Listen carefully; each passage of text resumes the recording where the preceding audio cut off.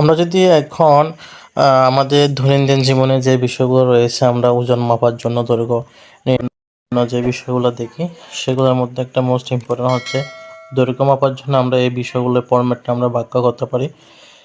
বিশেষ করে এখানে আমরা যদি প্রথমে দেখি আমাদের ডেকা বলতে, ডেকাকে যেটা ডি, এটা হচ্ছে প্রতীক, তারপর ডি টু দি পাওয়ার 1 এটা হচ্ছে যে এটার একটা পরিমাপ। তারপর হচ্ছে হেক্টাকে আমরা এস দ্বারা প্রকাশ করতে পারি। তারপর হচ্ছে এটা 10 স্কোয়ার।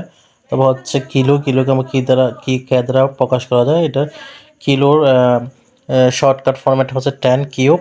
তারপর হচ্ছে মেগা, যেটাকে আমরা এম দ্বারা প্রকাশ করতে পারি, যেটা হচ্ছে 10 টু দি পাওয়ার 6। তারপর হচ্ছে গিগা, যেটাকে জি দ্বারা প্রকাশ করা হয়। তারপর হচ্ছে 10 টু দি পাওয়ার 9। তারপর হচ্ছে টেরাবাইট, যেটাকে টেরা মানে হচ্ছে টি দ্বারা প্রকাশ করে, যেটা 10 12। তারপর হচ্ছে পেটা, তারপর হচ্ছে এক্সা, যে 10 টু দি পাওয়ার 18।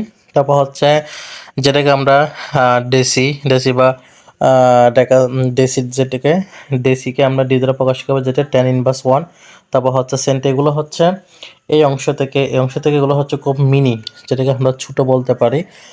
যেমন নাকি ডিসি ডেক আছে তারও কম, যেটা 10 মাইনাস 1। সেন্টি হচ্ছে 10 মাইনাস 2, মিলি হচ্ছে 10 মাইনাস ইনভার্স 3। তারপর হচ্ছে মাইক্রো, যেটাকে এই চিহ্ন দ্বারা প্রকাশ, এটা মোস্ট ইম্পর্টেন্ট। মাইক্রো চিহ্ন হচ্ছে ইউর মতো যেটা থাকে, সেটা 10 ইনভার্স 6। তারপর হচ্ছে নেনু, আরও মোস্ট ইম্পর্টেন্ট। নেনু মানে হচ্ছে অনেক ক্ষুদ্র, যেটাকে 10 মাইনাস 9, যেটাকে আমরা 10 মাইনাস 9 দ্বারা প্রকাশ করা হয়। তারপর হচ্ছে পিকো, তারপর হচ্ছে প্যাম2। তারপর যেটা এটুটা হচ্ছে 10 ইনভার্স 18।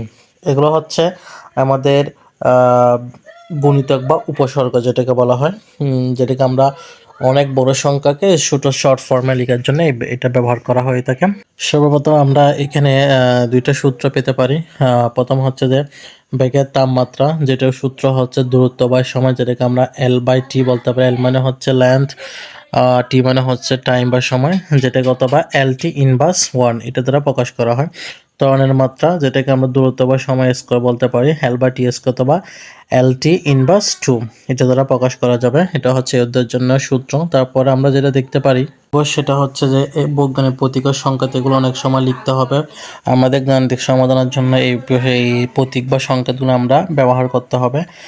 এই বৈজ্ঞানিক প্রতীক ও সংকেত ব্যবহার করার জন্য আমাদেরকে অবশ্যই কতগুলো পদ্ধতি অনুসরণ করতে হবে। সর্বপ্রথম এক নম্বর হচ্ছে, আমরা যদি কোনো রাশির মান প্রকাশ করার জন্য সংখ্যা লিখে তারপর একটা ফাঁকা জায়গায় স্পেস রেখে এক একটি সংখ্যা লিখতে হয়। যেমন এটা একটা উদাহরণ, এই যে 2.21 space kg space 7.3 into 10 square space m square, কিংবা 22K। শতকরা চিহ্ন, এই যে শতকরা চিহ্ন, এই চিহ্নটার নিয়ম মেনে চলে। তবে ডিগ্রি, মিনিট, সেকেন্ড এটা লেখার জন্য অবশ্য কোনো ফাঁকা বা স্পেস দিতে হয় না। তারপর আমরা যদি এখন দেখি 2 নম্বরে বলা হচ্ছে গুণ করে পাওয়া লব্ধ একক লেখার সময় দুটো এককের মাঝখানে একটি ফাঁকা বা স্পেস দিতে হয়। যেমন 2.2 দেওয়ার পর হচ্ছে যেখানে নিউটন এবং মিটার যে শব্দটা, সেখানে একটা মাঝখানে স্পেস আছে। তারপর 3 নম্বর হচ্ছে ভাগ করে পাওয়া লব্ধ এককের বলা ঋণাত্মক সূচক বা স্ল্যাশ, যেমন এখানে এম মিটার সেকেন্ড ইনভার্স 1 এটাকে আমরা মিটার ইনভার্স সেকেন্ড দিয়ে প্রকাশ করা হয় স্ল্যাশ দিয়ে। তারপর 4 নম্বর নিয়ম এবং 5 নম্বর নিয়মগুলো, এই 5 নম্বর 6 নম্বর 7 নম্বর নিয়মগুলো তোমরা দেখে নিতে পারো।